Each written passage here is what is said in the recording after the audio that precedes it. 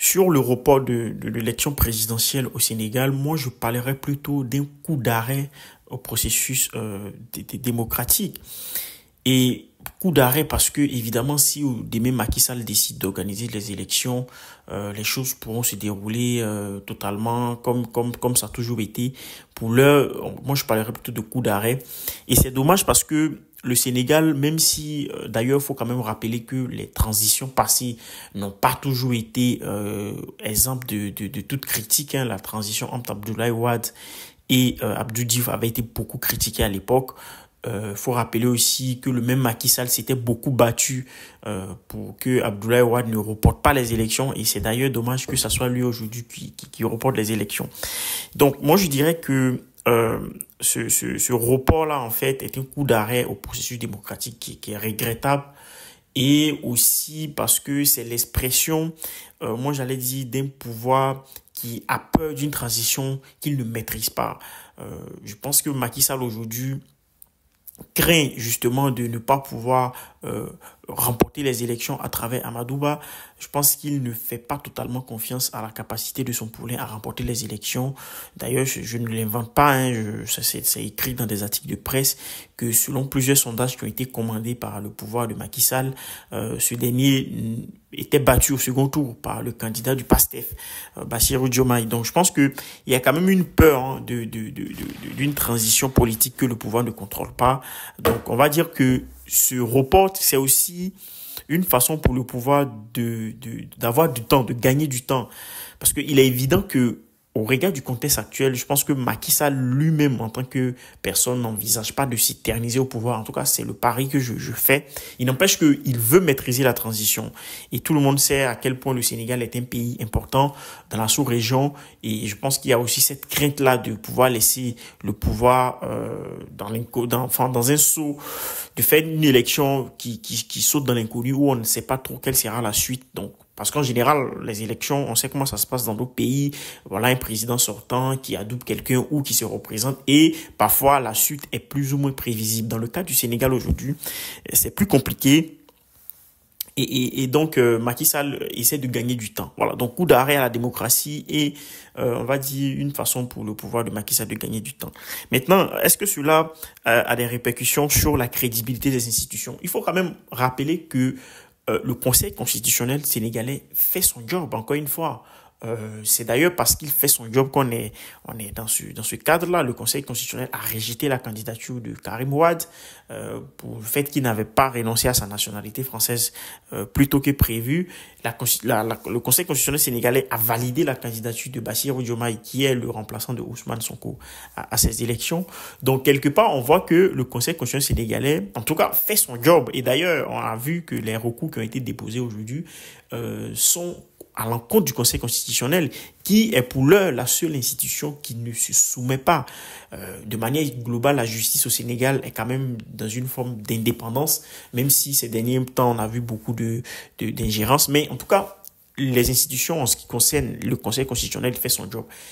La difficulté, ce sont les institutions qui sont directement contrôlées par le pouvoir politique, comme la DGE, qui est la Direction générale des élections, qui était censée donner les fiches de parrainage au candidat Ousmane Sonko, ce qui n'a pas été fait et qui a entraîné tout ce processus-là. Donc, moi, je dirais que pour l'heure, en tout cas, les institutions régaliennes, c'est-à-dire l'une des institutions, parce que encore une fois, c'est pas du tout la justice, en l'occurrence, le Conseil constitutionnel fait son job. Après, est-ce que l'armée va suivre? On voit qu'il y a quand même pas mal de répression. Il n'empêche que dans le cas des élections, en tout cas, le juge des élections, que le Conseil constitutionnel, fait son job. Donc Macky Sall, pour l'instant, n'a qu'à ouvrir les élections, et je pense que si les élections se tiennent dans les délais qu'il faut et qu'il n'y a pas de modification, il n'y a pas de changement dans la composition du Conseil constitutionnel, cela n'aura pas de beaucoup d'impact. Maintenant, en ce qui concerne les institutions internationales et régionales, à l'heure où j'enregistre cette intervention, on peut dire, hein, sans risque de se tromper, que la plupart des organisations désavouent quand même la décision de Macky Sall. L'ONU a fait une déclaration pour exiger que les élections se tiennent dans le calendrier électoral prévu par la Constitution. Ça a été le cas de l'Union européenne. La CEDEAO le dit de façon voilée parce qu'il faut quand même rappeler l'influence qu'a un monsieur comme Macky Sall au sein de la CEDEAO.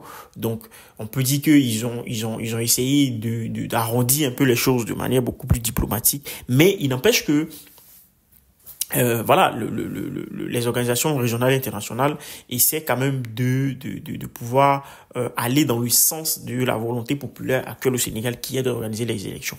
Mais cela se comprend parce que aujourd'hui, ce que Macky Sall a fait, ça a été qualifié de coup d'État, même jusqu'à dans des médias internationaux.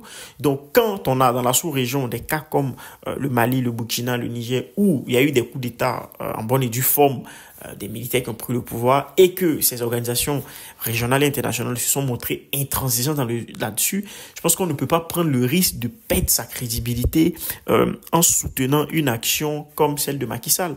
Donc c'est ça le problème en fait. Et du coup, on se retrouve dans une situation où ces organisations, moi je lui dis que quelque part sont obligées d'aller dans le sens de la volonté populaire des Sénégalais qui est d'organiser les élections.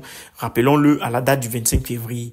On ne sait pas si pour l'heure Macky Sall reviendra sur sa décision, mais il est clair que